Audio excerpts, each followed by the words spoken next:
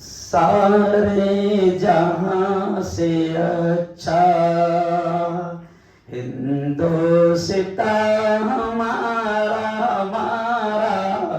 बोलो मेरे साथ एक बार, सारे जहां से अच्छा हिंदुस्तान हमारा हमारा, सारे जहां से अच्छा। हम बुलबुले हैं इसकी, हम बुलबुले हैं इसकी, ये गुलसिता हमारा हमारा, सारे जहां से अच्छा। और कवि इकबाल कहते हैं, जिन्होंने इस गीत को लिखा, कवि इकबाल कहते हैं, मजहब नहीं सिखाता आपस में बैर रखना, मजहब नहीं सिखाता आपस में बैर रखना। हिंदी है हम वतन है, हिंदुस्तान हमारा हमारा, सारे जहां से अच्छा। सबसे पहले मैं दरखास्त करूंगा आप तमाम लोगों से, अपील करूंगा कि Bala Saheb Desai college, BD college Patan में राष्ट्रीय एकता का ये शानदार प्रोग्राम जिन जिन लोगों ने सजाया है, मेहनतें की है, पूरा हॉल गूंजना चाहिए। जोरदार तालियां पड़े आपको तमाम के लिए। सर, पाटन का सर, बात यहां से मैं शुरू करूंगा जैसे कवि इकबाल से मैंने शुरू किया, बाबा सत्यनारायण दास जी, कि सारे जहां से अच्छा हिंदुस्तान हमारा, हम बुलबुले हैं इसकी, ये गुलसिता हमारा। और प्यारे बच्चों और प्यारे दोस्तों साथियों, बात यहां से शुरू करूंगा कि आज से 1500 साल पहले, आज से 1500 साल पहले, 1500 साल पहले मक्का की जमीन पर, अरब की जमीन पर बैठकर प्रॉफेट मोहम्मद और प्रेषित मोहम्मद ने यह कहा था कि मुझे हमारे मुल्क के बारे में क्या कहा था, ये सुन ले आप। अरबी में वो शब्द है, वो पंक्तियां है। प्रेषित मोहम्मद ने मक्का की सरजमीन पर, सऊदी अरब की सरजमीन पर बैठकर ये कहा था कि मुझे हिंद से, मुझे हिंद यानी हिंदुस्तान से, भाई प्रेषित ने कहा था कि मुझे हिंद से ठंडी ठंडी हवाएं आती है। जोरदार तालियां यहां पर। प्रेषित मोहम्मद ने 1500 साल पहले ये कहा था कि मुझे हिंद से ठंडी ठंडी हवाएं आती है, हिंदुस्तान से प्यार की, अमन की और शांति की ठंडी ठंडी हवाएं आती है। तो मैं भारतवासियों को, पूरे मुल्क में जाकर ये कह रहा हूं कि अब हमको ये देखना है कि कौन शैतान है जो ठंडी हवाओं को गर्म कर रहा है। क्या देखना है? कौन शैतान है, कौन कमीना है जो ठंडी हवाओं को, अरे बोलो, गर्म कर रहा है। अभी सब थोड़ा मेरा आवाज साथ नहीं देगा, मैं अभी 4 मुल्कों का सफर करके यहां पर आया हूं और फिर परसों मेरा सऊदी अरब में प्रोग्राम है, फिर परसों जाऊंगा। यानी इन 10 दिनों में मैं तकरीबन 6 मुल्क का मैं सफर कर कर यहां पर आया हूं। मैं आपसे सिर्फ यहां ये कहूंगा कि राष्ट्रीय एकता पर पाटिल सर, फैयाज भाई, राष्ट्रीय एकता पर प्रोग्राम सजाना, ये स्टूडेंट्स यहां पर बैठे हैं, मेरी बेटियां, मेरी बहनें, पढ़ने वाले छात्र छात्राएं यहां पर बैठी है। मैं उनको आज ये सबक दे रहा हूं क्योंकि मैं भी 14 साल तक मेडिकल कॉलेज में प्रोफेसर रहा हूं। मैं आपको ये लेसन, ये सबक दे रहा हूं कि मेरी बेटियों, जिस तरीके से आज एक इंसान को जीने के लिए हवा और पानी की जरूरत है, मैं समझता हूं कि अब इस मुल्क को बचाने के लिए राष्ट्रीय एकता की जरूरत है। डर लग रहा है। पाटन सर और हम लोग बात कर रहे थे अभी चाय पीते पीते, अब तो चाय पर बात करने में भी डर लगता है। पाटनकर सर और हम चाय पीते पीते बात कर रहे थे तो पाटनकर सर ने कहा कि मुफ्ती साहब, जब मेरे साथी अभी कुछ दिनों के बाद, अब जाहिर बात है कि पाटनकर साहब से खुदा ने इतना बड़ा काम लिया, वो इतनी बड़ी एजुकेशन सोसाइटी के जो है वो जनरल सेक्रेटरी है, तो जाहिर बात है कि इनके जितने साथी है वो भी सब कमाल के हैं, वो भी कोहिनूर है, सब बड़ी बड़ी जगहों पर है। तो पाटनकर सर ने कहा कि हमारे सब साथी, कोई अमेरिका में, कोई इंग्लैंड में, हम सब एक साथ जमा हो गए। तो वहां पर हम देखकर, जब एक दूसरे को देखकर हम खुश होने लगे, लेकिन पाटनकर सर कहते हैं कि मुझे अफसोस इस बात का हुआ है कि वो बचपन का दोस्ताना, वो प्यारी प्यारी हवाएं, वो एकता, वो मोहब्बतें, आज अफसोस के साथ कहना पड़ रहा है कि आज वो मोहब्बतें खत्म हो रही है। किसी की नजर इस प्यारे देश को लग गई है, किसी की नजर इस प्यारे देश को लग गई है, वरना ये देश इतना अच्छा है कि कवि इकबाल ने कहा था कि सारे जहां से अच्छा। और प्यारी बेटियों, प्यारे भाइयों, मैं आपसे कहता हूं कि मैं दुनिया के किसी भी मुल्क में जाता हूं और खुदा ने दुनिया भर में घूमने का मौका दिया है, लेकिन मैं बड़े गर्व के साथ, बड़े फख्र के साथ ये कहता हूं, मैं आपको खुश करने के लिए नहीं, मैं बड़े गर्व के साथ, बड़े फख्र के साथ कहता हूं कि हम दुनिया के किसी खूबसूरत मुल्क में गए। अब अभी मैं कुछ दिनों पहले दुबई में था, दुबई की खूबसूरती मशहूर है, लेकिन सच्ची बात बताऊं, 3 दिन के बाद दुबई में भी ऐसा लगता था कि हिंदुस्तान कब जाऊंगा।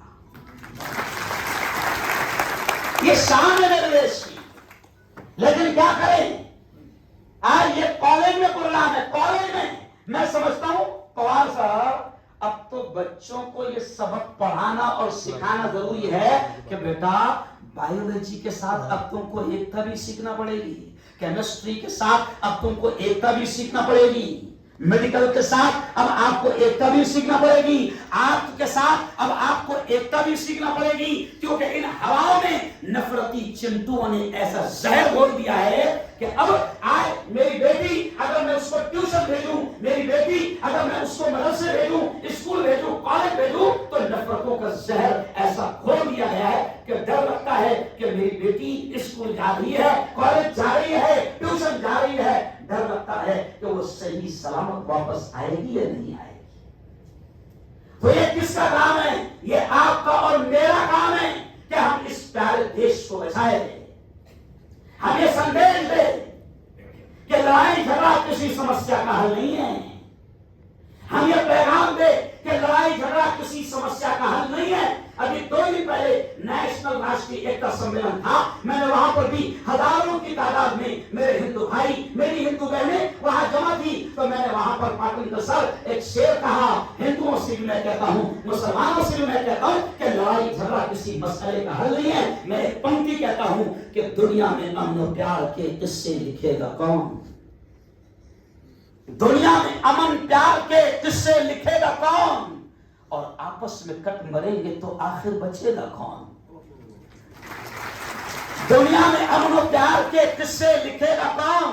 और आपस में कट मरेंगे तो आखिर बचेगा कौन? और मैं मेरे हिंदू भाइयों से कहता हूं, मैं मेरे बड़े भाइयों से कहता हूं कि होंगे न तुम, होंगे न तुम तो लाएंगे तुम सा कहां से हम, तुम्हारे जैसा कहां से लाएंगे? कि होंगे न तुम तो लाएंगे तुम सा कहां से हम, और होंगे ना हम तो आपको भाई कहेगा कौन? आज बीडी कॉलेज मेरा चैनल इंटरनेशनल लेवल पर देखा जाता है, मैं एक पेपर का मालिक हूं, एक चैनल का मालिक हूं, वायरल न्यूज लाइव का, पूरी दुनिया में देखा जाता है। आज सर बीडी कॉलेज पूरी दुनिया में और खासतौर से पूरे भारत में ये पैगाम जाएगा कि एक तरफ ताई बैठी थी, एक तरफ संत बैठे थे और बीच में मुस्लिम मुल्ला धर्मगुरु बैठा था, और बीडी कॉलेज में राष्ट्रीय एकता की बात हो रही थी। आज सर कॉलेज महफूज नहीं है, बड़े दिल दुखते हैं, रूह को तकलीफ होती है जब कॉलेजों से ये खबरें आती है कि कॉलेज में धर्म के नाम पर पढ़ने वाले लड़ रहे हैं, पढ़ने वाले लड़ रहे हैं। अरे भाई, ये इंस्टीट्यूट एजुकेशन का इंस्टीट्यूट है, यहां तालीम, यहां ये शिक्षा का मंदिर है, यहां तालीम दी जाती है। कहते हैं ना, उर्दू में कहते हैं कि यहां की खाक से इंसान बनाए जाते हैं, यहां की खाक से, खाक मीन्स, अरे बोलो बोलो ना, बोलो ना भाई, खाक मीन्स मिट्टी, मेरी माटी मेरा, अरे बोलो, नारा लग रहा है आजकल, मेरी माटी मेरा देश। लेकिन नफरतें फैलाने वाले, मैं कहता हूं कि तुम ही माटी में मिल जाओ। मेरी माटी मेरा देश ये है जो हमें एकता का, अमन का, शांति का, सद्भावना का पैगाम देता है। ये देश, ये प्यारा मुल्क हिस्ट्री है। प्यारी बेटियों, प्यारी बच्चियों, पढ़ने वाले छात्र छात्राओं, इस मुल्क की हिस्ट्री है कि ये सूफी संतों का, साधुओं का, संतों का देश है। जी हां, यहां नफरतें इससे पहले कभी नहीं फैली थी। पाटनकर सर ने उनके दोस्तों के हालात बताए कि किस तरीके से मोहब्बत थी, किस तरीके से प्यार था। आज भी मैं एक गांव का, जिस गांव का मैं दामाद हूं, जिस गांव का मैं जवाई हूं, अभी खुदा का शुक्र है सर, पाटनकर सर, खुदा का शुक्र है कि अभी छोटे छोटे गांव नफरतों के वायरस से बचे हुए हैं। मैं जब जाता हूं, मेरे गांव में छोटा सा गांव है जहां का मैं दामाद हूं, तो मैं जब जाता हूं तो मेरी हिंदू बहनें, मेरी जितनी भी सासें हैं, क्योंकि दामाद हूं मैं, तो मेरी जितनी भी सासें हैं, वो कोई भरी ला कर देता है, कोई अजीब अजीब किस्म के खाने ला कर देते। तो मैं पाटनकर सर कहता हूं कि अभी गांव में मोहब्बतें बची हुई है, शहरों में तो नफरतों का वायरस, अरे बोलो, फैल गया है। और ये प्यारी बच्चियों, ये नफरतों का वायरस कोरोना वायरस से भी ज्यादा खतरनाक है। नहीं समझा? क्योंकि कोरोना वायरस को हम कहते थे बहुत डेंजर है, बहुत खतरनाक है, लेकिन वो बेचारा बहुत अच्छा था, आया और, अरे बोलो ना, आया और गया। लेकिन उससे खतरनाक वायरस नफरतों का वायरस है। ये आ गया तो ये जल्दी जाएगा नहीं, लेकिन फिर भी हम ये कहते हैं, पाटनकर सर आज आपका हॉल छोटा पड़ जाए,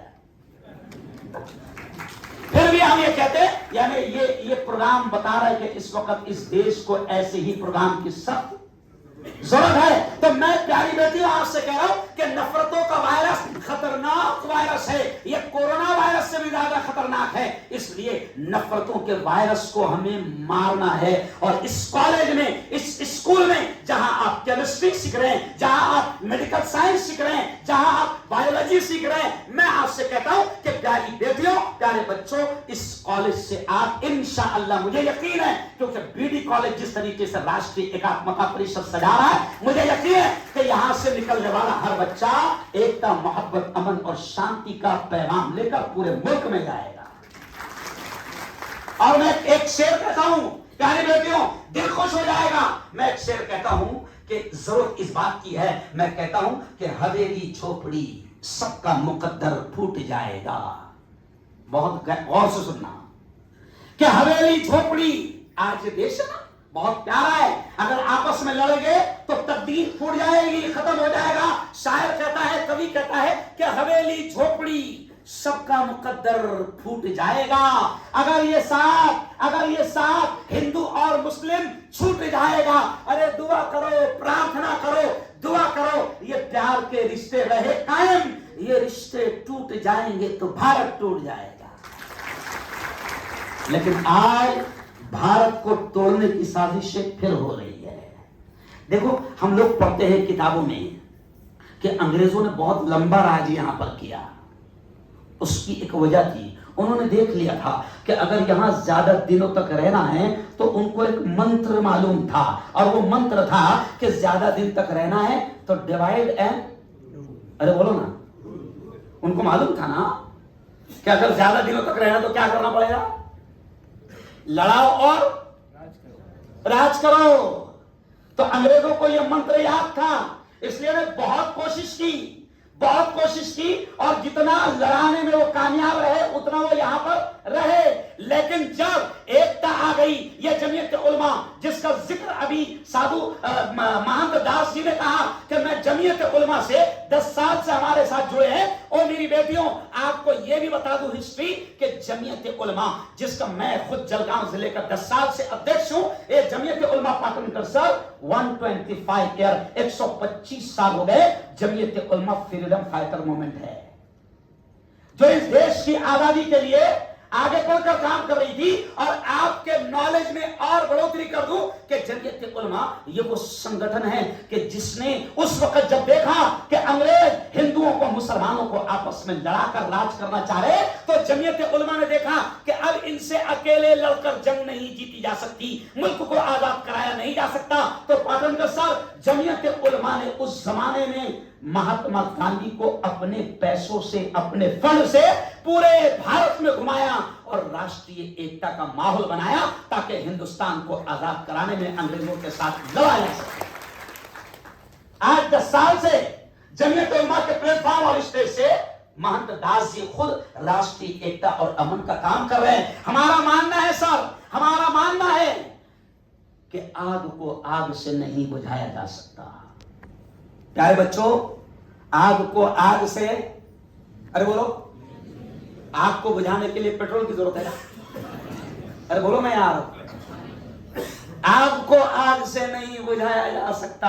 आग को बुझाने के लिए जमीयत उलमा के राष्ट्रीय अध्यक्ष हजरत मौलाना अरशद मदनी ये कहते हैं कि आग को बुझाने के लिए अभी नफरतों की आग लगी हुई है, नफरतों की आग जल रही है, तो नफरतों की इस आग को बुझाने के लिए आपको मोहब्बत, अमन, शांति और एकता की बारिश बरसाना पड़ेगी। जब ये वरना ये देश जलकर खत्म हो जाएगा, लड़कर खत्म हो जाएगा। तो वो जो अंग्रेजों का मंत्र था कि डिवाइड एंड रूल, कि लड़ाओ और राज करो, ऐसा लगता है कि गोरे अंग्रेजों का मंत्र काले अंग्रेजों को भी याद हो गया। नहीं समझा? ऐसा लगता है, मानते जी, मुझे ऐसा लगता है कि गोरे मंत्रों का, गोरे अंग्रेजों का मंत्र काले अंग्रेजों को भी, अरे बोलो ना यार। अभी मैंने नारा लगाया था जब नफरतें फैल रही थी, तो नागपुर में अधिवेशन के वक्त में मैंने नारा लगाया था। क्या नारा लगाया था? कि दादा लड़े थे गोरों से, हम लड़ेंगे कालों से। नहीं समझा? दादा लड़े थे, अरे भाई आपके दादा, मेरे दादा, हमारे पूर्वज, हमारे पुरख किससे लड़े थे? अरे बोलो जोर से, गोरों से लड़े थे और इस देश को आजादी दिलाई। तो अब जो गोरों का मंत्र था लड़ाओ और राज करो, ऐसा लगता है कि काले उस पर अमल कर रहे हैं। तो मैंने नारा लगाया कि दादा लड़े थे गोरों से, हम लड़ेंगे कालों से। तो गोरे अंग्रेज चले गए, लेकिन काले अंग्रेज इस वक्त लड़ा रहे हैं, जगह जगह लड़ा रहे हैं। समझ लिया? और अब वो क्या कर रहे हैं काले अंग्रेज, कि उनको मालूम है वो एजुकेशनल इदारों में भी नफरतों को डाल रहे हैं। उनको मालूम है। अच्छा, वो कोशिश ये भी कर रहे हैं कि आप और हम ज्यादा ना पढ़े। नहीं समझे? वो कोशिश ये भी कर रहे हैं कि आप और हम ज्यादा ना पढ़े, क्योंकि उनको डर है पढ़ेगा तो पूछेगा। नहीं समझा? पढ़ेगा तो पढ़े। हाँ, वो नारा महंत जी कि मैंने नारा लगाया, पढ़ेगा भारत तो पूछेगा भारत। समझा? और चौथी पास रहेगा भारत तो खामोश बैठेगा भारत। नहीं प्यारे बच्चों, मैं आपसे कह रहा हूं कि दुनिया का सारा एजुकेशन हासिल करो, लेकिन सबसे बड़ा एजुकेशन, सबसे बड़ा शिक्षण, सबसे बड़ी तालीम सर मेरी नजर में अगर कोई है तो वो इस वक्त मानवता है, इंसानियत है। इससे बड़ी तालीम कोई नहीं। अगर आप डॉक्टर बन जाए, अगर आप इंजीनियर बन जाए, अगर आप लॉयर बन जाए, अगर आप प्रोफेसर बन जाए, अगर आप साइंसदान बन जाए और आप में मानवता और इंसानियत नहीं रही, तो आपसे बड़ा जंगली, आपसे बड़ा जाहिल कोई नहीं। अरे बोलो, आपसे बड़ा जंगली और आपसे बड़ा जाहिल, अरे बोलो कोई नहीं। अभी आप देखें, मैं तो प्रार्थना कर रहा हूं सर। अभी मैं जब आया तो इस हॉल के बाहर लिखा था, मैं बिल्डी कॉलेज की मेरी बेटियों को प्रार्थना और दुआ देके जा रहा हूं।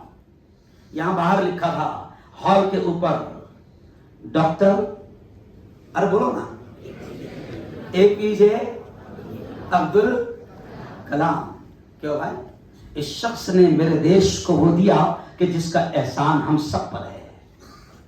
इस हॉल का नाम सर आपकी सोसाइटी को बधाई मैं देता हूं कि आपने इस हॉल का नाम डॉक्टर APJ अब्दुल कलाम पर रखा। तो ये सिर्फ किसी मुसलमान होने की हैसियत से नहीं, बल्कि बीडी कॉलेज के पूरी बॉडी को मैं दिल की गहराई से बधाई देता हूं कि डॉक्टर एपीजे अब्दुल कलाम का नाम रखने के पीछे उनका एजुकेशन है, उनका इल्म है, उनका नॉलेज है। हम सब की दुआएं हैं कि मेरी बीडी कॉलेज की तमाम बेटियां और बेटे भी डॉक्टर एपीजे अब्दुल कलाम की तरह इस देश का नाम रोशन करें। और मैं मेरी बेटियों को यही पैगाम दूंगा कि प्यारे बेटियों, प्यारे बच्चों, तालीम, एजुकेशन, इस पर जितनी मेहनत हो सकती है मेहनत करो। मैं एक मुस्लिम धर्मगुरु हूं। आप सुनकर ताज्जुब करेंगे कि सर पवित्र कुरान में 6666 पंक्तियां हैं। पवित्र कुरान में 6666 पंक्तियां हैं।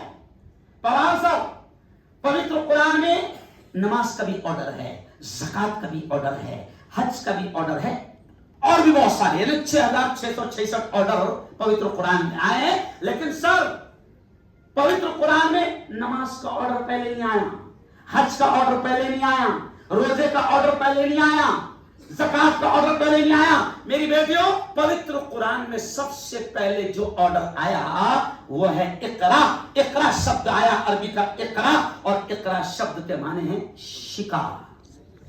पढ़ो, तालीम हासिल करो, एजुकेशन हासिल करो। मैं समझता हूं कि सर बीडी कॉलेज जैसे अगर इदारे, इंस्टीट्यूट अगर बच्चों को सही एजुकेशन, तालीम और शिक्षण देते हैं तो मैं समझता हूं कि ऑटोमेटिक अमन का, शांति का, एकता का, शांति का माहौल ऑटोमेटिक बनेगा।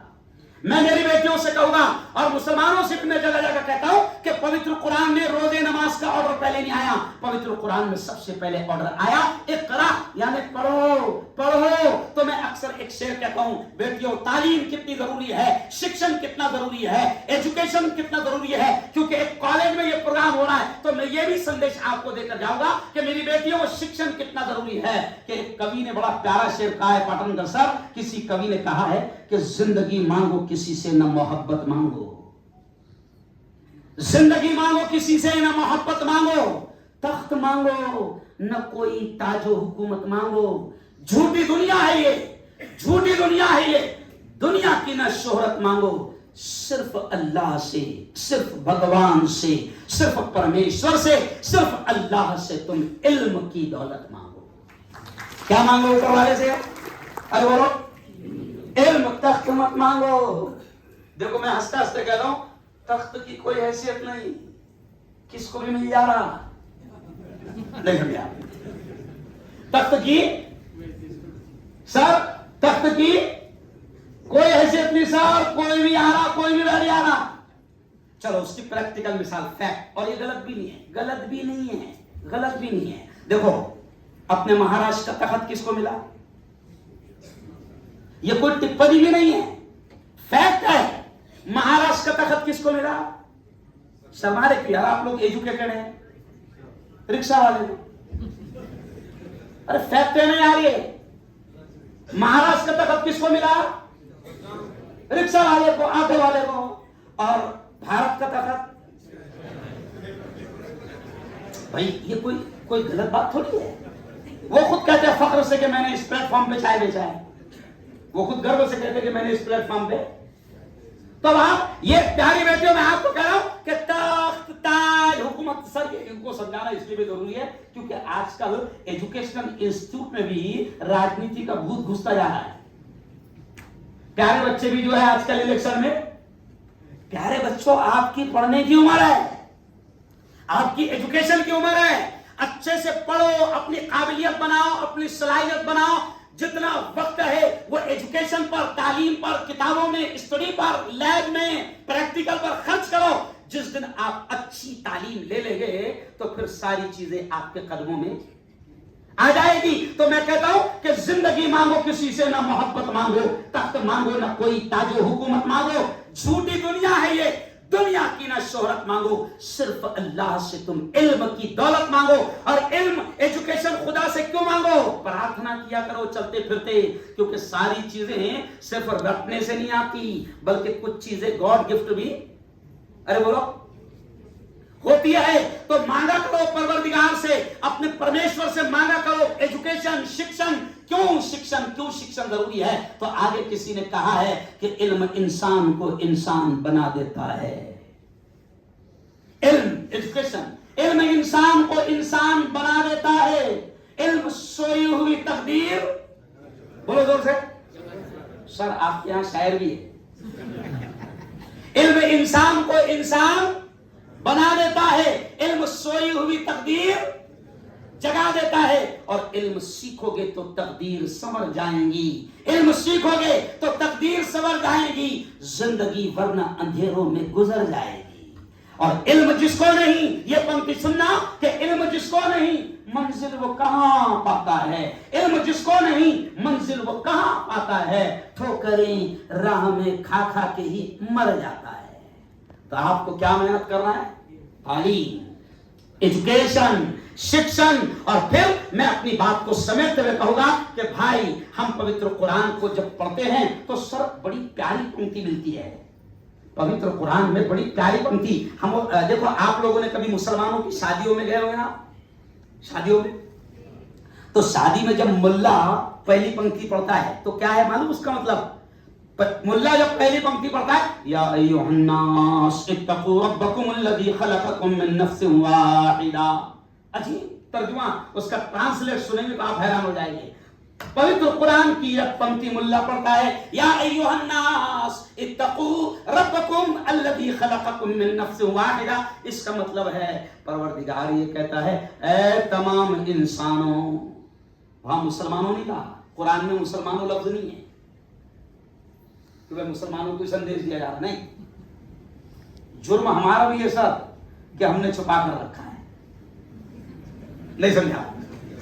जुर्म हमारा भी है कि हमने छुपा कर रखा है। अब सुनो पवित्र कुरान क्या कहता है, या अय्युहन्नास, ऐ तमाम इंसानों, इत्तकू रब्बकुम, डरो तुम्हारे उस परवरदिगार से, उस परवरदिगार से पैदा करने वाले से, अल्लज़ी खलक़कुम मिन नफ्सिन वाहिदा, जिसने तुम सबको एक जान से पैदा फरमाया। अब इसका मतलब क्या है कि वो परवरदिगार कहता है कि डरो मुझसे, मैंने तुम सबको एक ही जान से पैदा किया है ना। अब देखिए आप, इसलिए हम कहते हैं कि पाटनकर सर और मुफ्ती हारून, महंत सत्यनारायण दास जी और मुफ्ती हारून, पवार सर और मुफ्ती हारून, ये मुल्ला, ये धर्मगुरु, मैं गर्व से कहता हूं कि हम एक माँ बाप की औलाद है। पवित्र कुरान कहता है कि मैंने तुमको एक जान से पैदा किया। और आज आप देखो सब लोग क्या कहते हैं, भाई दुनिया का पहला मनु इंसान आदमी कौन? तो आदम। कुरान में क्या है? आदम। और फर्क कुछ नहीं है, अंग्रेज थोड़ा सा मुंह टेढ़ा करके बोलता है एडम। अंग्रेज क्या करता है? एडम। लेकिन है क्या? अरे बोलो आदम। तो आदम दुनिया के पहले मनु, पहले इंसान। और परवरदिगार कहता मैंने तुम सबको उसी जान से पैदा किया। तो इस एतबार से रमेश, प्रकाश, कैलाश, गणेश, मुफ्ती हारून, अब्दुल्ला, अब्दुल रहमान, करीम, अब्दुल गफूर, ये हम सब एक माँ बाप की औलाद है। समझ गए आप? और ये मेरा प्यारा देश, ये भी गर्व से सुन लो कि हम हिंदुस्तान वाले, भारत वाले बड़े गर्व से कह सकते हैं कि आदम जब आए हैं तो उनका पहला कदम हिंदुस्तान ही में पड़ा था। आदम जब आए तो उनका पहला कदम हिंदुस्तान ही में पड़ा था। इसलिए आज मैं आपको पैगाम देके जा रहा हूं, ये समझिए आप जो बच्चियां, जो बच्चे, छात्र छात्राएं पढ़ने वाले यहां पर बैठे हैं कि प्यारे बच्चों, आज आपका यही लेक्चर हुआ था। आज ये जितने महंत आए, संत आए, मुल्ला आए, सर आए, उन्होंने आपको आज का यही सबक दिया कि हम सब एक है। बोलो जोर से, हम सब एक है, हम सब एक है। अब हमको ये देखना है कि कौन हमको लड़ा रहा है। जैसे मैंने शुरू में कहा ना कि प्रेषित मोहम्मद ने कहा था कि मुझे हिंद से ठंडी ठंडी हवाएं आती है। अब हमको देखना है कि कौन कमीना है जो ठंडी हवाओं को गर्म कर रहा है। समझ आया? अच्छा एक बात सुनो, अभी किसी रूम में, मिसाल के तौर पर मैं कल एक जगह चौराहे पर बात कर रहा था सर, तो सामने जहां मेरा स्टेज लगा था तो सामने गणेश मेडिकल था। क्या था? गणेश मेडिकल। तो मैंने प्रवचन करते करते सर एक जुमला कहा पब्लिक से कि बताओ जरा, अगर ये गणेश मेडिकल में जहरीला सांप घुस गया तो हम सब क्या करेंगे?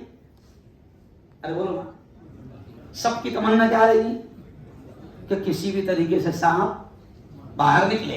अब कोई बजाएगा पुंगानी, टंडोले मेरा मंडोले बाहर आ रही, हर का तरीका है। कोई जलाएगा चिंदिया, कुछ लोग चिंदिया जलाते ना, अच्छा कुछ लोग क्या करते, लाल मिर्चा। लेकिन सबका तरीका क्या है और सबकी तमन्ना क्या है कि जहरीला सांप, अरे बोलो, बाहर निकला है। तो मैंने कहा कि अगर गणेश मेडिकल में सांप घुसा तो हारून की भी, अब्दुल्ला की भी तमन्ना यह होगी कि वो सांप बाहर आ जाए। वो उस वक्त ये नहीं देखेगा कि मेडिकल तो गणेश का है, किसका है? नहीं, सबकी तमन्ना होगी कि जहरीला सांप बाहर आ जाए। तो प्यारी बेटियों, प्यारे बच्चों, इस वक्त देश में आपको, मुझे, हम सबको, चाहे हम किसी धर्म से ताल्लुक रखते हो, हम सबको यह देखना होगा कि हमारे बीच में कौन जहरीला सांप है और उसको चिंदिया डालकर बाहर निकालना है, या मिर्चा डालकर, अरे बोलो, बाहर निकालना है। जहरीले सांप अभी घूम रहे हैं और वो जहर इतना छोड़ रहे हैं। अच्छा कमाल की बात महंत जी, कमाल की बात, एक अजीब बात कि जहरीले सांप जो जहर उगल रहे हैं, हम एक तरफ तो ये कहते हैं कि मजहब नहीं सिखाता आपस में बैर, कोई धर्म नफरत नहीं सिखाता, कोई धर्म नफरत नहीं सिखाता, हम ये कहते हैं। लेकिन कमाल की बात है सर, अभी नफरत फैलाने में सबसे ज्यादा धार्मिक लोग काम कर रहे हैं, बोलो सही बात है, और उनको यूज किया जा रहा है। क्या किया जा रहा है? और भाई लाखों रुपए के पिंडाल लग रहे हैं तो तेरा बाप दे रहा क्या हो? ये बकायदा प्री प्लान हो रहा, क्या हो रहा? प्री प्लान हो रहा। नफरतों का जहर मेरे जैसे दाढ़ी टोपी वाले, ऐसे सर जैसे भगवा ड्रेस पहनने वाले, यानी धर्म का लुभादा ओढ़ने वाले, अपने आप को धर्म गुरु कहने वाले, वो नफरतों का जहर बोल रहे हैं। तो परसों पेपर वालों ने मेरे जुमले की हेडलाइन लगाई, मैंने बुल्डाना में और नागपुर में ये जुमला कहा। सर आप जुमला सुनना, मैंने ये कहा कि कोई मजहब नफरत नहीं सिखाता। तो मैंने ये जुमला कहा कि जो धर्म गुरु बनकर या धर्म का लिबास ओढ़कर, धर्म का लुबादा ओढ़कर, धर्म का ड्रेस पहनकर नफरतें फैलाए, समझ लेना वो धर्म गुरु हो ही नहीं सकता, वो डुप्लीकेट है।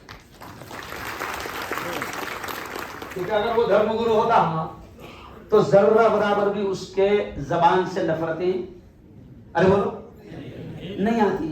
और अभी सबसे ज्यादा नफरतें फैलाने का काम कौन कर रहे हैं? धर्म गुरु, यानी वो लोग धर्म को भी बदनाम कर रहे हैं। मैं दाढ़ी टोपी पहनकर, मैं मुल्ला बनकर, मैं मुस्लिम धर्म गुरु बनकर अगर मैं नफरतें फैलाने का काम करूं तो मैं धर्म गुरु नहीं, मैं पाखंडी हूं और मैं मेरे धर्म को, इस्लाम को बदनाम कर रहा हूं।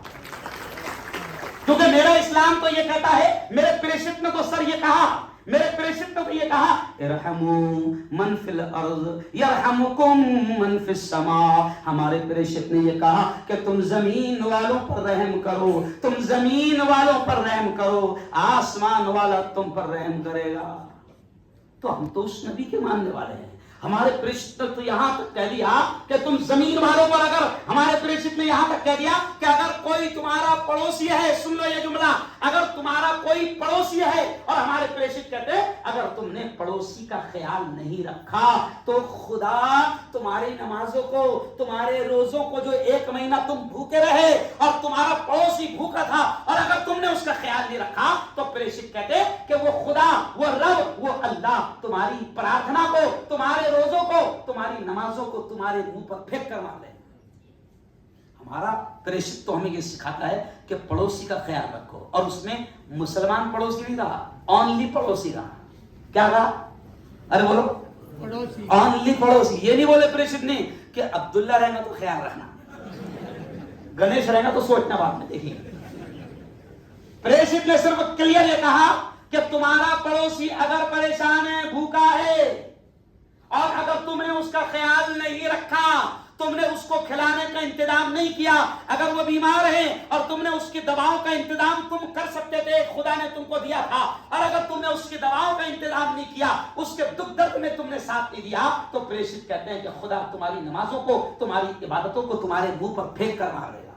बल्कि आप सुनकर ताज्जुब करेंगे कि जिब्राइल जो खुदा के फरिश्ते हैं, जो रब का पैगाम लेकर प्रेषित के पास आते थे, जिब्राइल एक मर्तबा आए, बड़े फरिश्ते जिब्राइल एक मर्तबा प्रेषित मोहम्मद के पास आए और वो पैगाम लेकर आते थे कि रब ने आज ये कहा, आपको ये संदेश दिया, आप ये करो। तो आप सुनकर ताज्जुब करेंगे कि प्रेषित के पास जब वो बड़े फरिश्ते दूत जब आए पैगाम लेकर, संदेश लेकर, तो पड़ोसी का इतना हक बताया कि ऐसा लग रहा था कि 7-12 के उतारे में उसका नाम ना आया।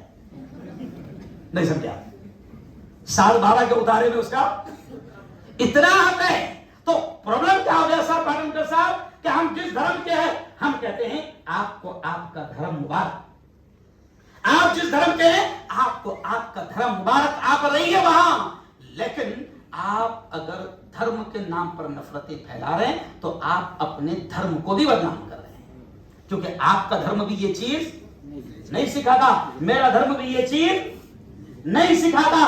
तो मैं मुबारकबाद देता हूं कि बहुत शानदार प्रोग्राम यहां पर सजाया गया, बड़ा अच्छा संदेश यहां पर दिया गया। और आखिरी पैगाम मेरी बेटियां जो पढ़ रही है, जो पढ़ रहे हैं, छात्र छात्राओं को ये पैगाम दूंगा, क्योंकि ये कॉलेज है इसलिए मैं इस पर भी बोलना जरूरी समझ रहा हूं। ये भी क्योंकि मैं खुद प्रोफेसर रहा हूं। मेरी बेटियों, पढ़ने वाले बच्चे अगर मेरे सामने कॉलेज के तमाम स्टूडेंट्स रहते तो मैं उनसे यही कहता, अब जुमला सुनना प्यारी बेटियों, समझने की कोशिश करना। इल्म जो है ना, इल्म यानी एजुकेशन, शिक्षण, हमारे इसमें कहा जाता है सर पाटनकर सर कि इल्म बड़ा खुददार है, इल्म बड़ा खुददार है। और इतना खुददार है कि जब तक तुम तन मन धन सब उसको न दे दो वो नहीं आता। वो हाँ, आप सोचेंगे कि हम मोबाइल में खेलते भी रहे और पढ़ते भी रहे, ऐसा? अरे बोलो, अरे सर पहले मोबाइल से बच्चों को बचाया जाता था, सही बोलो, बच्चों को। लेकिन क्या करें, कमबख्त कोरोना आया और उस कमबख्त ने क्या किया, समझ गया? उस कमबख्त ने ये किया कि पहले सर हमारे मदरसे में अगर किसी के पास में मोबाइल निकल गया, अगर मदरसे में किसी के पास में, बच्चे के पास में मोबाइल निकल गया तो जनाब फिर उसकी खैर नहीं, कितनी मार खाता था। लेकिन क्या करे, कोरोना ने ऐसा माहौल बना दिया कि मदरसे का मुल्ला चेयरमैन खुद फोन करके बोलने लगा, बच्चों को एंड्रॉइड अच्छा मोबाइल लेना, ऑनलाइन क्लास होने वाली। क्या होने वाली है? ऑनलाइन। तो हमारे बच्चे क्या हो गए, लग गए उसमें। अच्छा अब क्या हो रहा है, ऑनलाइन क्लास हो रही। देखिए मैं बहुत काम की बात कर रहा हूं, ऑनलाइन क्लास हो रही है। माँ भी बड़ी खुश है, मेरी बेटी पढ़ रही है, मेरा बेटा पढ़ रहा है, 3 घंटे से मेरा बच्चा लगा हुआ है, ओहो नीट की तैयारी कर रहा है। अरे उसके नीट करने में माँ बाप नीट हो जा रहे, क्योंकि मेरी बेटी भी नीट कर रही, मैं भी नीट हो गया। मेरे घर में 11 डॉक्टर है, मेरे बच्चों में 11 डॉक्टर है, बहू में, मेरे घर में। तो सर अब ऑनलाइन वो पढ़ रहा है, माँ भी खुश, बाप भी खुश कि बच्चा ऑनलाइन पढ़ रहा है। लेकिन आपको नहीं मालूम सर, वो जिनके हाथ में इंटरनेट है वो शैतान हमारे बच्चों की, बच्चियों की जिंदगी से खेल रहे हैं। सर पढ़ा सर, इंटरनेट शुरू है, हर 15 मिनट के बाद में कुछ ना कुछ ऐड आ जा रही। बोलो सही बात है, कुछ ना कुछ गंदगी आ जा रही। आप कितना रोकोगे बच्चों को? लग गए। क्यों? रात ही में मैंने यहां पर रत्नागिरी में जुमला कहा, बच्चे आज 2-2 बजे रात तक के बच्चे, 1-1 बजे रात तक के मोबाइल में बैठे हुए हैं। अच्छा कंपनियां जो इंटरनेट चलाती है उनको तो धंधा चाहिए, उन्होंने क्या ऐलान किया, अनाउंस किया, 2 GB data free. 2 GB data क्यों दे रहा भाई? जब उन्होंने, कंपनी ने नारा लगाया था 2 GB डाटा, तो मैंने बोला था 2 GB डाटा मत दे, 2 रोटी आटा। अरे बोलो, सच बोलो, आटा खाएंगे कि डाटा खाएंगे? अरे बोलो ना, आटा। लेकिन दे रहे क्या? डाटा। डाटा क्यों दे रहे? कि बेटा 2 GB ले और रात के 2 बजे तक मर रहे हमारे बच्चे। मैं खास तौर से बेटियों आपको कह रहा हूं कि मोबाइल पर अपनी जिंदगियों को तबाह ना करो। मैं आपसे कह रहा हूं, मोबाइल जिंदगी का सबसे खतरनाक हथियार बन चुका है जो हमारी जिंदगियों से खेल रहा है। रात के 1-1, 2-2 बजे तक के बच्चे गलत चीजों को देख रहे हैं, सुन रहे हैं, समझ रहे हैं, गलत लाइन पर जा रहे हैं। मैं आपसे कह रहा हूं, और फिर दूसरी बात ये कह रहा हूं कि इल्म बड़ा खुददार है।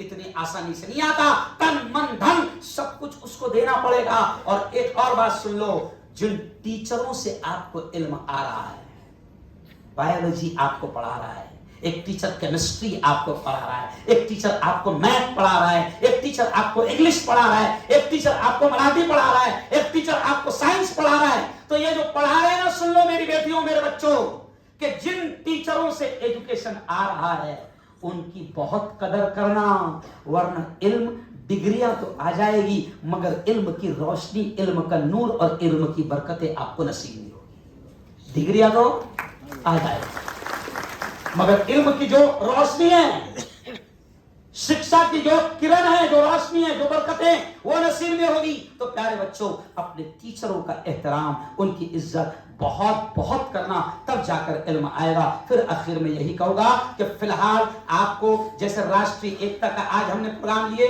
अब आपकी भी जिम्मेदारी बन जाती है कि कोई भी थोड़ी सी भी नफरतों की बात करे तो उसको फौरन वहीं पर रोक देना। और कभी नफरती चिंटुओं को पहचानो, समझ गया? मैंने कहा ना कि जहरीला सांप अगर घुस गया तो सबकी तमन्ना क्या होनी चाहिए कि उसको निकालो। तो जहरीले नफरती चिंटू जो नफरत फैला रहे हैं, अच्छा ये उनका धंधा है, उनका क्या है, इससे उनकी रोजी रोटी चलती है, समझ रहे आप? अभी समझो पाटनगढ़ सार और बीडी कॉलेज की मैनेजमेंट ने राष्ट्रीय एकता का प्रोग्राम सजा है, तो अब कुछ लोग सोच रहे होंगे यार ये बीडी कॉलेज वाले अपनी दुकान बंद कर रहे हैं। नहीं समझे, अपनी दुकान तो काय पर चलती है, नफरतों पर चलती है? नहीं, ये प्यारा देश है, सारे जहां से अच्छा है, अच्छा था और इंशाअल्लाह हम इसे अच्छा, अरे बोलो, रखेंगे। हम इस मुल्क में नफरतों को फैलने वो कोई नहीं करे। वो कहते ना, एक कवि ने कहा है कि ये अहले सियासत, तो एक कवि कहता है कि उनका जो काम है, ये पंक्ति सुनना बड़ी प्यारी है, कवि कहता है कि उनका जो काम है वो अहले सियासत जाने, यानी अहले सियासत मीन्स राजनीति वाले। तो कवि क्या कहता सर पाटनकर सर, उनका जो काम है वो अहले सियासत जाने, मेरा पैगाम मोहब्बत है जहां तक पहुंचे। उनका काम है वो नफरतें फैलाएंगे और हमें यकीन है कि अच्छा, नफरतें फैलाने वाले टेंशन भी मत लो, नफरतें फैलाने वाले बहुत कम रहते हैं। देखो आप, जहरीले सांप कम है कि ज्यादा है? अरे बोलो ना। अच्छा चलो, इतने बड़े 500-600 लोग यहाँ पर बैठे हैं, मैं आपसे पूछता हूँ, किसको, इतने जितने बैठे आपसे पूछता हूँ, कितनों को इसमें से कितनों को कोबरा ने डसा? अरे बोलो ना। बोले, आप बोलेंगे मुफ्ती साहब अगर कोबरा डसता तो यहाँ क्यों आते? कोबरा ने कितनों को डसा? नहीं। अच्छा चलो ठीक है, अब जानवरों की ले लो, जो खतरनाक जानवर है, ये इतने जितने बैठे हैं, इतने में से किसको शेर ने पंजा मारा? अरे बोलो, बिबट्या ने मारा? तो सर ये अजीब बात है सर, सत्यनारायण, ये अजीब बात है, बेचारे जहरीले सांप और वो जो खतरनाक जानवर है वो फालतू में बदनाम है। नहीं समझा? वो क्या है? फालतू में बदनाम है। हम में से किसी को कोबरा ने नहीं काटा, हम में से किसी को बिबट्या ने, अरे बोलो ना, नहीं पंजाब। हालांकि ये पूरा कोकण का इलाका पहाड़ पट्टी है, बराबर, इनमें जंगली जानवर रहते हैं, फिर भी अपने में से किसी को बिबट्या ने पकड़ा गया? नहीं पकड़ा। तो ये बेचारे फालतू के बदनाम हैं। आजकल तो इनसे ज्यादा जहर कौन उगल रहा है? इंसान। कौन उगल रहा है? इंसान। सर एक कवि ने कहा है, ये भी पंक्ति सुनो, बड़ा मजा आएगा, इंटरेस्टिंग। एक कवि ने कहा, देखो आपने देखे ना वो जो खेल दिखाने वाले आते हैं, सांप का, न्योले का, है ना, मदारी। अच्छा मदारी की खास बात है सर, पाटनकर सर, देखो प्यारे बच्चों, किसी ने मदारी बोला तो उसमें से मुझे याद आ गया, मदारी की खास बात है, मदारी जंगली रहता, नहीं समझा, लेकिन कमाल का उसमें फन रहता कि वो पढ़े लिखों को तालियां बजाने पर मजबूर कर देता। मदारी क्या रहता? अरे बोलो ना यार, मदारी क्या रहता? जंगली रहता, लेकिन खेल इतना अच्छा दिखाता कि पढ़े लिखे क्या करते? अब फिर उसके बाद में मदारी क्या करता? झोला उठाता हो,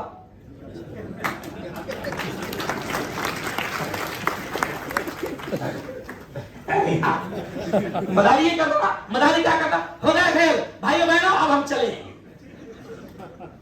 तो मदारी जंगली लगा। अब मदारी के पास में आपने देखा होगा कि वो नेवला भी निकालता, सांप भी निकालता, क्यों?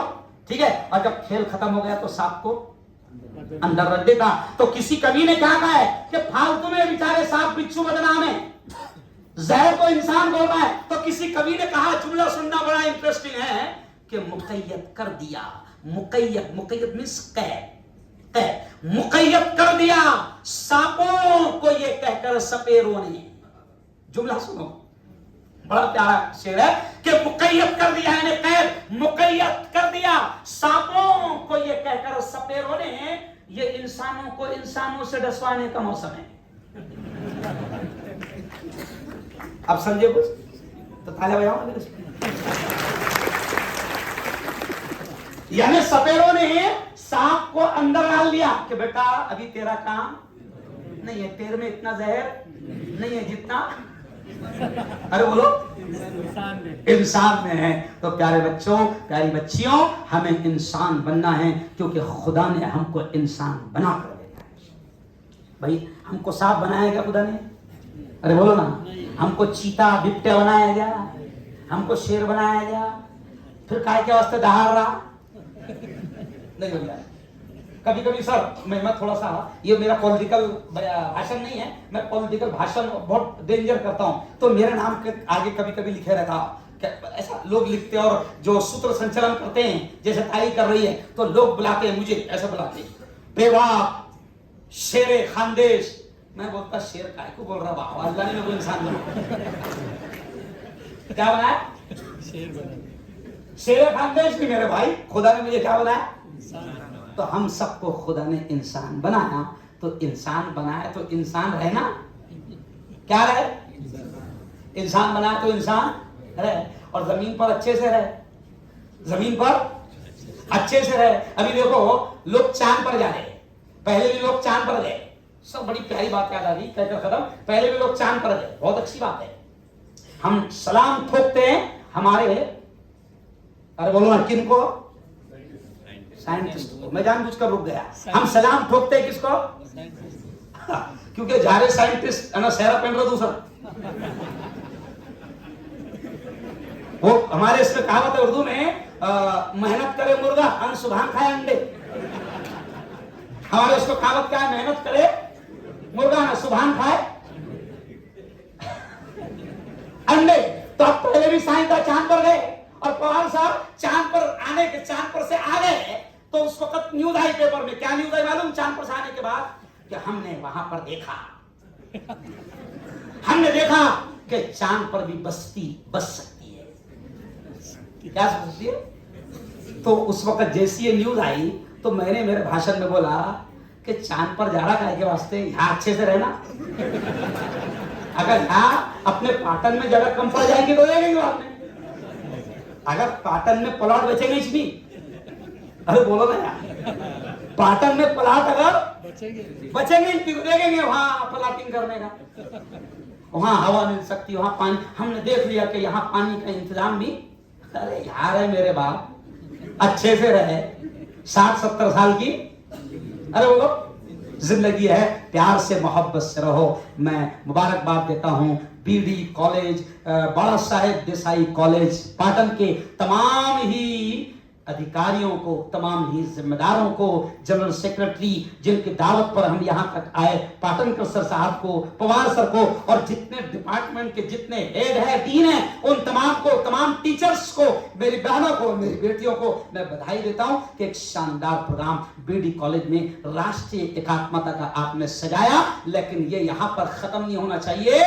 जैसे फिर मैं पहला जुमला जो कहा था, फिर आखिरी में कह रहा हूं कि जैसे आज हमको जिंदगी जीने के लिए हवा, पानी और गिज़ा की जरूरत है, वैसे ही अब इस मुल्क को बचाने के लिए एकता और अमन और शांति की जरूरत है। बहुत अच्छे, बहुत बहुत बधाई। सारे जहां से अच्छा हिंदुस्तां हमारा, हम बुलबुलें हैं इसकी, ये गुलसिता हमारा, और मजहब नहीं सिखाता आपस में बैर रखना। हिंदी है हम वतन है हिंदुस्तां हमारा।